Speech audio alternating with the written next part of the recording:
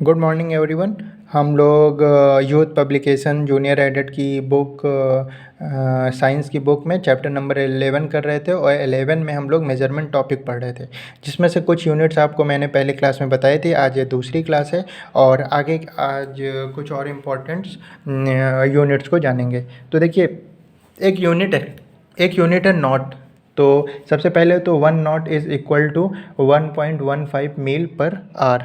तो हमें ये जानना है कि एक नॉट किसके बराबर है। तो एक नॉट 1.15 मील पर आर के बराबर है। नॉट ये किसकी यूनिट है? तो जहाज़ के चाल की एक इकाई है। मतलब कि हम बोल सकते हैं स्पीड ऑफ बोट, वो क्या कहलाता है, उसको हम लोग क्या बोलते हैं? नॉट। और नॉटिकल मील का क्या मतलब है कि समुद्र में नौवहन में दूरी की इकाई। मतलब समुद्र में किसी नौवहन किसी मतलब कि जल में चलने वाले किसी शिप की दूरी की एक इकाई को हम लोग क्या बोलते हैं? Nautical mile. तो नॉट, नॉटिकल मील और 1 knot is equal to 1.15 mile per hour, ये तीनों ही आपको पता होना चाहिए।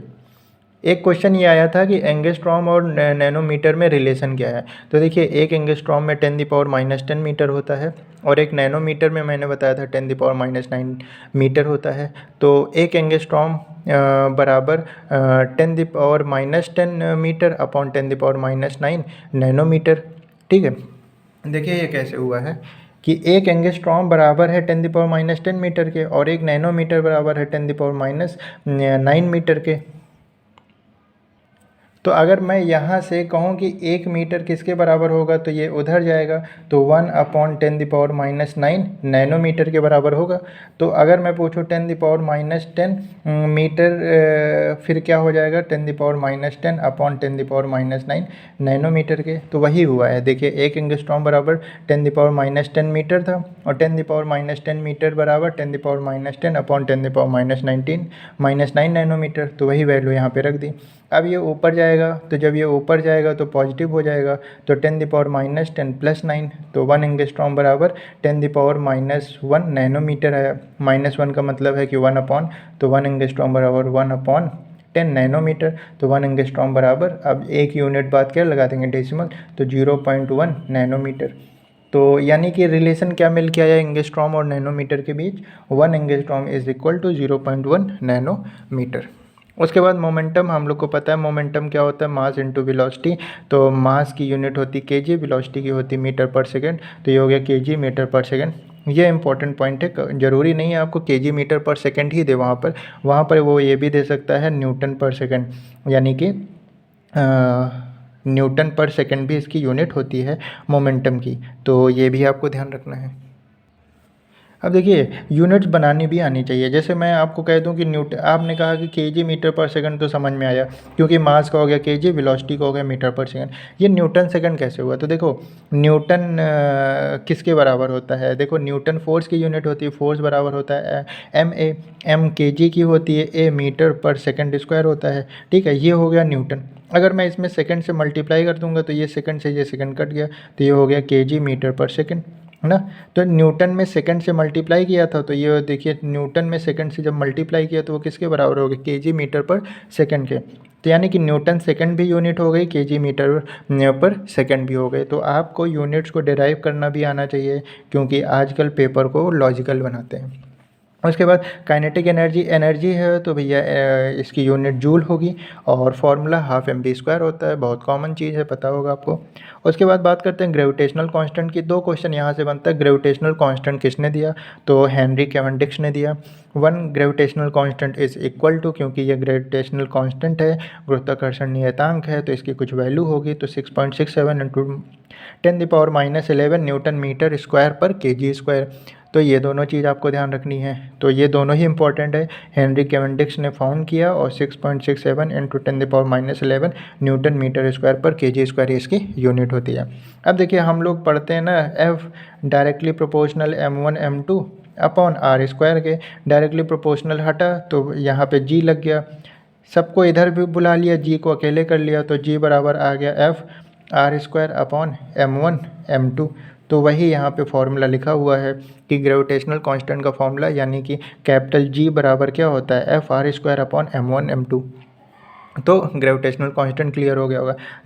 जड़त्व आघूर्ण का फॉर्मूला क्या होता है?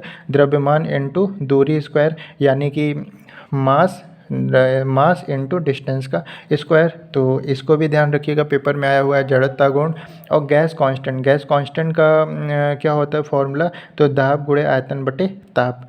तो यानी कि दाब का मतलब हो गया प्रेशर, आयतन का मतलब हो गया वॉल्यूम, और ताप का मतलब क्या हो गया? ताप का मतलब टेम्परेचर।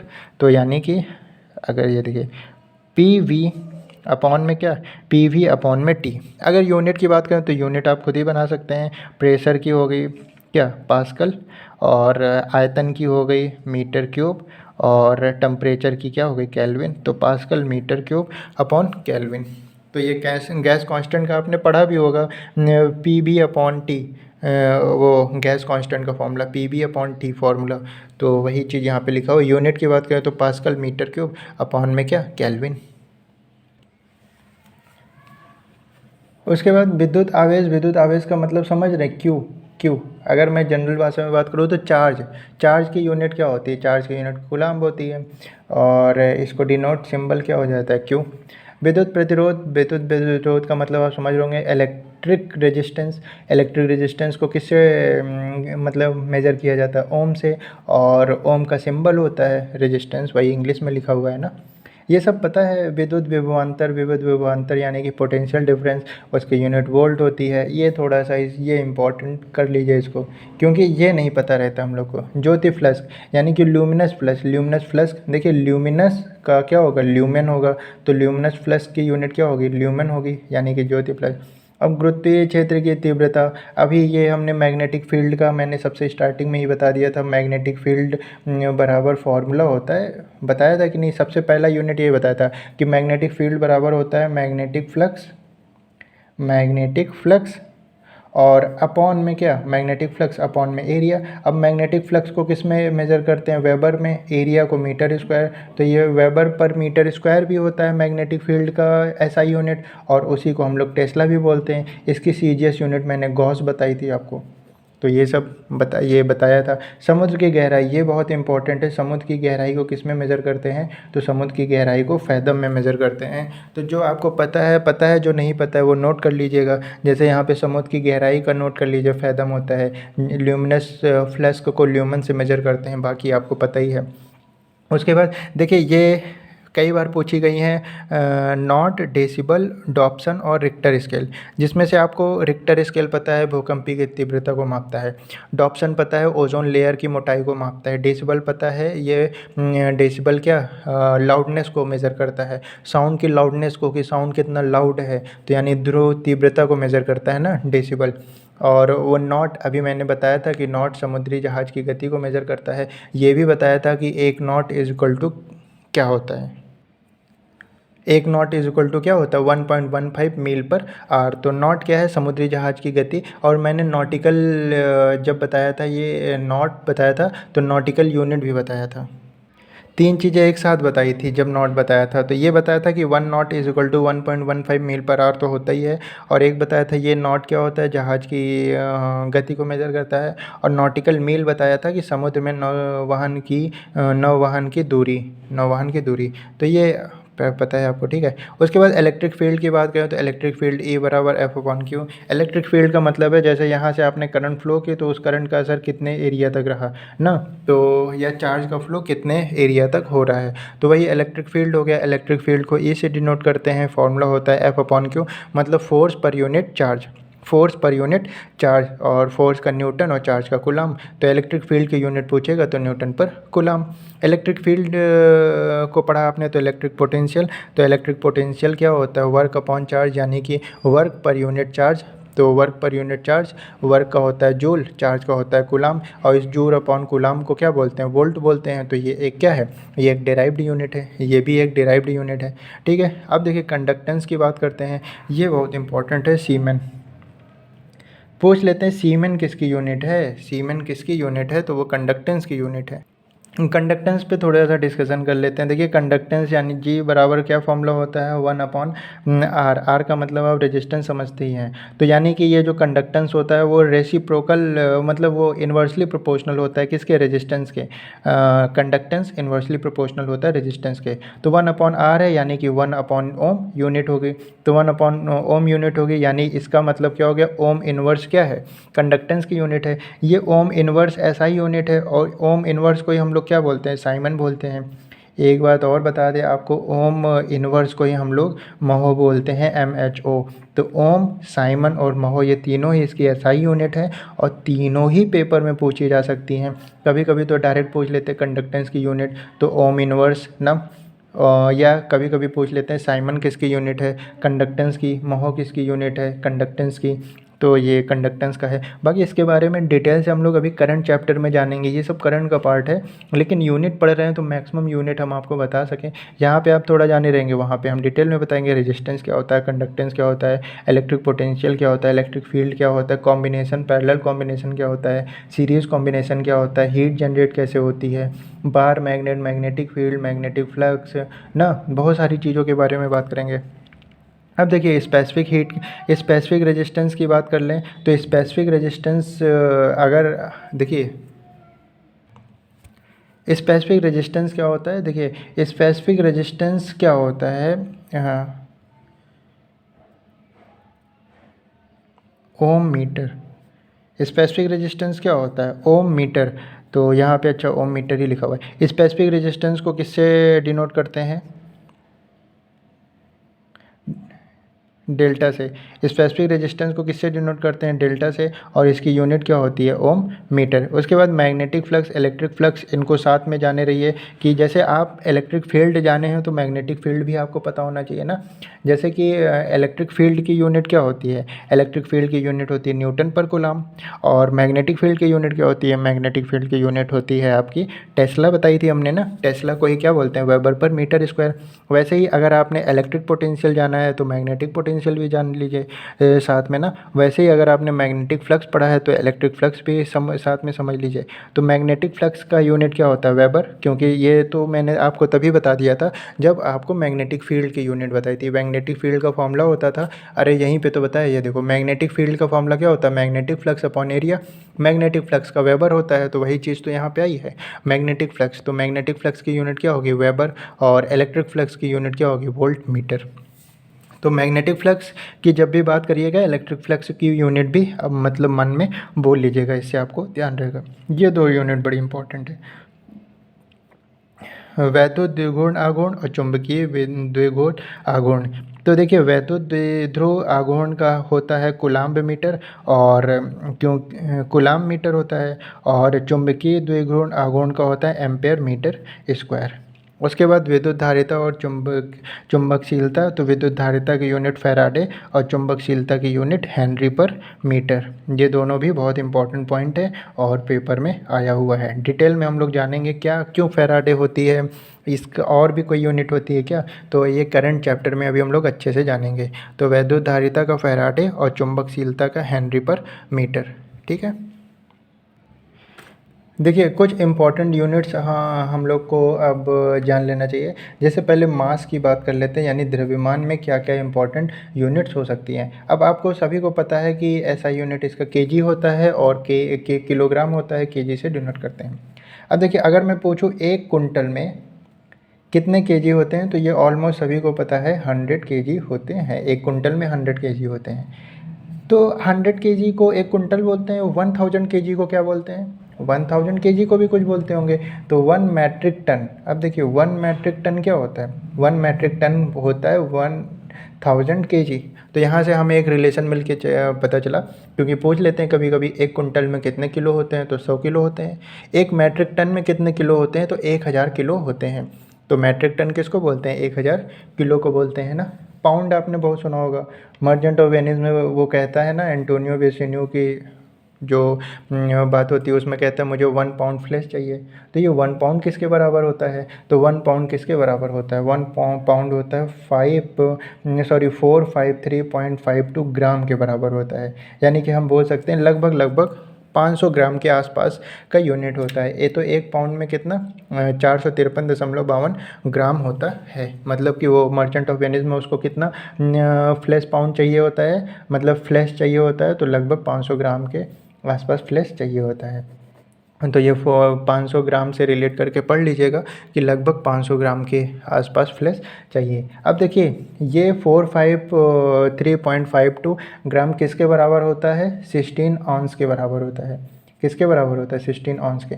यानी कि 1 ऑन्स बराबर किसके होता है, 28.35 ग्राम के, 28.35 ग्राम के। तो आपको जब मास है उसमें ये 4 यूनिट पढ़नी थी, कुंटल क्या होता है, मैट्रिक टन क्या होता है, पाउंड क्या होता है और ऑन्स क्या होता है।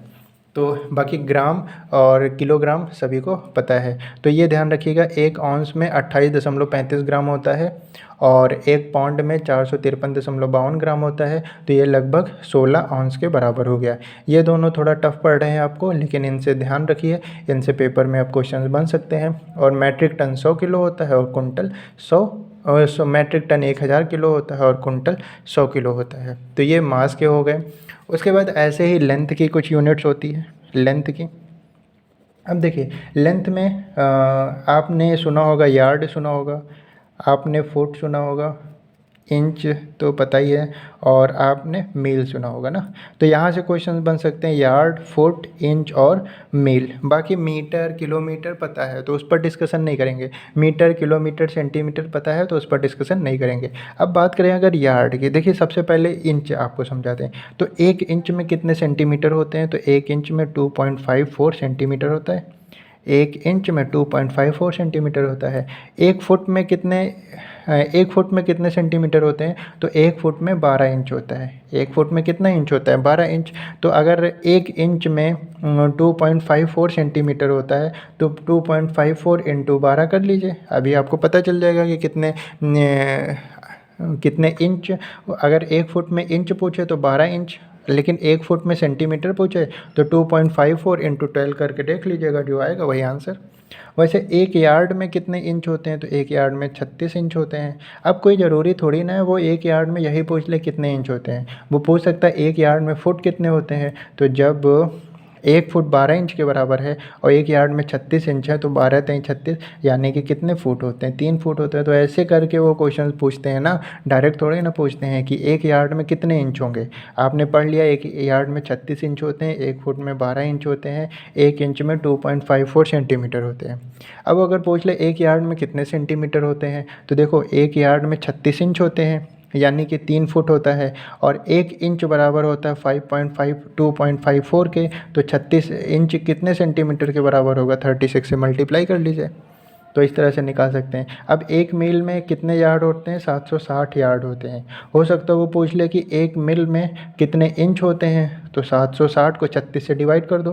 हो सकता है पूछ ले 1 मील में कितने फुट होते हैं, तो 760 को 12 से डिवाइड कर लो, ठीक है। और हो सकता है पूछ ले 1 मील में कितने सेंटीमीटर होते हैं, तो 760 को यार्ड में है इंच में कन्वर्ट कर लो 36 से डिवाइड करके, और 1 इंच बराबर होता है 2.54 के, तो 2.54 से मल्टीप्लाई करा दो। तो लेंथ में हम लोग को किसका किसका ध्यान रखना है, यार्ड का, फुट का, इंच का और मील का। ये 4 यूनिट ध्यान रखनी है, यार्ड, फुट, इंच और मील। तो ये लेंथ का हो गया। और मास में हम लोग को कुंटल, मैट्रिक टन, पाउंड और ऑन से ध्यान रखना है। ऐसे ही बात कर लेते हैं एरिया की भी। तो एरिया के भी कुछ यूनिट्स बड़े फेमस हैं। जैसे आपने सुना होगा एकड़ किसके बराबर होता है, हेक्टेयर, है ना। एकड़ पढ़ना है, हेक्टेयर पढ़ना है, और किलोमीटर स्क्वायर तो पता ही है, मील स्क्वायर। अब आपको यूनिट पता है, एरिया की यूनिट सब स्क्वायर में होती है ना। तो एकड़, तो इसमें सबसे पहले हम बात करते हैं कि 1 किलोमीटर में कितने हेक्टेयर होते हैं। तो 100 हेक्टेयर को क्या बोलते हैं, 1 किलोमीटर स्क्वायर। 100 हेक्टेयर को क्या बोलते हैं, 1 किलोमीटर स्क्वायर। और 1 हेक्टेयर में 2.5 एकड़ होता है। 1 हेक्टेयर में 2.5 एकड़ होता है, ठीक है। ये बात समझ में आ गई। और 1 मील, तो 1 हेक्टेयर में 2.5 एकड़ होता है। 1 किलोमीटर स्क्वायर किसके बराबर होता है, 100 हेक्टेयर के। और 1 मील स्क्वायर किसके बराबर होता है, 256 हेक्टेयर के। अगर मैं किलोमीटर में पूछ लूँ तो ये हो जाएगा यही 2.6 किलोमीटर स्क्वायर के ना। क्योंकि हमें पता है कि 100 हेक्टेयर जो होता है वो 1 किलोमीटर स्क्वायर के बराबर होता है।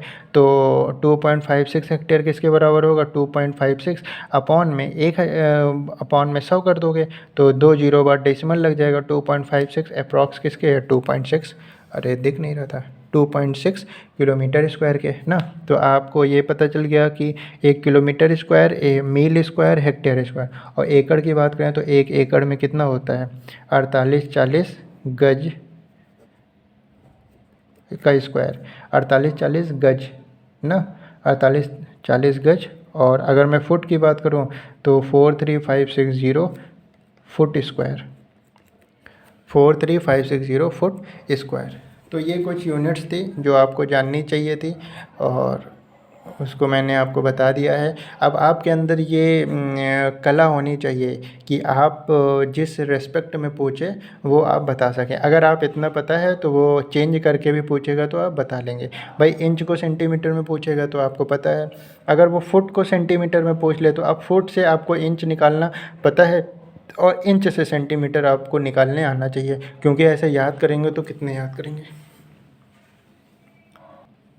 उसके बाद एक कॉलम की और बात कर लेते हैं।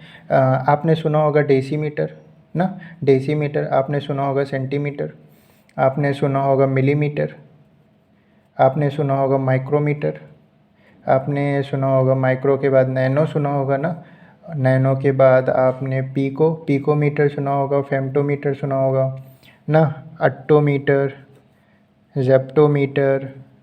ज़्यादा नहीं है, थोड़े ही हैं और पेपर में क्वेश्चंस बन सकते हैं वोक्टोमीटर, क्योंकि ट्रेंड चल रहा है आजकल ऐसे चीज़ों को पूछने का। तो decimetre, centimetre, millimetre, micrometre, nanometre, picometre, femtometre, attometre, zeptometre, वोक्टोमीटर।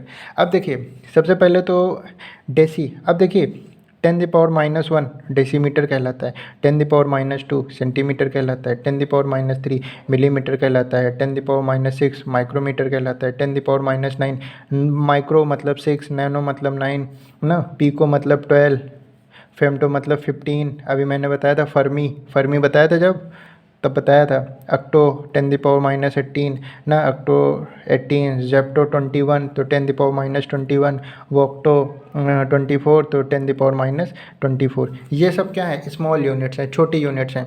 Decimetre, centimetre, millimetre, micrometre, nanometre, picometre, femto, atto, zepto, yocto. तो देखो 10⁻⁻1 डेसीमीटर, 10⁻⁻2 सेंटीमीटर, 10⁻⁻3 मिलीमीटर, 10⁻⁻6 माइक्रोमीटर बहुत बार पूछा गया है, 10⁻⁻9 नैनोमीटर बहुत बार पूछा गया है, 10⁻⁻12 पिकोमीटर कई बार पूछा जा चुका है। देखिए इनसे तो बड़ा क्वेश्चन बन गया है micrometre, nanometre, femtometre, sorry picometre, nanometre, micrometre.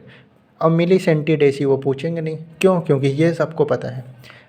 अब क्या वो इनसे नहीं पूछ सकते हैं? अब शायद इन लोगों की बारी है, अब शायद वो क्वेश्चंस यहाँ से पुट करें, तो हमें तैयार रहना चाहिए पहले से ही। फेम्टो, अट्टो, जेप्टो, वक्टो यही 4 होते हैं, इनको भी पढ़ लेते हैं। एक बार माइक्रो से पूछ लिया, एक बार नैनो से पूछ लिया, एक बार पिको से पूछ लिया, हो सकता हो इस बार वो यहाँ आ जाए। फेम्टो, अट्टो, जेप्टो और वोट्टो। तो आपको जब याद ही करना है तो ये पूरे 10 याद कर लीजिए ना, 10 ही होते हैं, ये 10 याद कर लीजिए। Deci, centi, milli, micro, nano, pico, femto, atto, zepto, yocto. 2-3 बार लिख लीजिए, याद हो जाएगा। अब ये जो पॉजिटिव में है भाई, ये निगेटिव में है 10⁻⁻1, 10⁻⁻2, 10⁻⁻3 करके, 10⁻⁻12 करके ऐसे ही होता है 10 अब देखो पॉजिटिव वैल्यू ले लो, 10⁻24, 10⁻21, 10⁻18 ना, 10⁻15, 10⁻12, 10⁻9, 10⁻6 और 10⁻3, 10⁻2, 10⁻1। इसको क्या बोलते हैं? तो 10 ये और 10 ये, याद कर लीजिए, सारे यूनिट्स ख़त्म। अब देखो इसको याद करने का तरीका क्या है? पहले दो तो आप याद कर लो, वोट्टा और जट्टा, वोट्टा और जट्टा मतलब वोट्टा मीटर और जट्टा मीटर। ठीक है, अब इसको याद करने का तरीका कहाँ से कहाँ तक? ये आपको यहाँ से यहाँ तक याद करने के लिए क्या करना है? ठीक है, एक्सामीटर होता है ये, अभी बताता हूँ क्या करना है। एक्सामीटर ये हो गया, पेटामीटर ये हो गया, टेरामीटर, ठीक है, टेरा ये हो गया, गीगामीटर, और ये हो जाएगा आपका मेगामीटर। ठीक है, मेगामीटर, 10⁻3 ये तो पता ही है हम लोग को, किलोमीटर, 10⁻2 पता है, हेक्टोमीटर, और 10⁻1 डेकामीटर। ठीक है, अब देखो ये याद करने का तरीका ना, इस पर तेरा घाटा मेरा कुछ नहीं जाता, तो ये इसको याद करना है 18 से लेकर 3 तक। तो इस पर तेरा घाटा मेरा कुछ नहीं जाता, तो ये हो गया एक्सा पेटा टेरा गीगा मेगा और किलो। तो 10^24 पूछेगा तो ये योट्टा मीटर है, 10^21 जोट्टा मीटर, और 10^18 exa metre, 10^15 peta metre, 10^12 tera metre, 10^9 giga metre, 10^6 mega metre, 10^3 kilometre, 10^2 hectometre, 10^1 decametre. तो ये ध्यान रखना है आपको। तो ये इतना आपको ज़रूर से ज़रूर तैयार करना है, 2 से 4 बार आप लिखेंगे, प्रैक्टिस करेंगे और ऐसे पढ़ लेंगे तो याद हो जाएगा। देखिए ये याद करना बहुत ईजी था। माइक्रो समझते हैं आप, नैनो समझते हैं आप, पीको समझते हैं आप, मतलब कि नैनो को 9 बोलते हैं तो 10⁻⁻9, माइक्रो को 6 बोलते हैं तो 10⁻⁻6 पीको, 10⁻12। वैसे ही इसमें भी इस पर तेरा घाटा मेरा कुछ नहीं जाता, ये इतना है, याद हो गया आपको। 10⁻1 डेकामीटर, 10⁻2 हेक्टोमीटर, ये आपको याद हो गया। 10⁻21 जेट्टा और 10⁻24 योट्टा मीटर। तो ये थे कुछ और यूनिट्स जिन्हें हम लोग को याद ही करना था।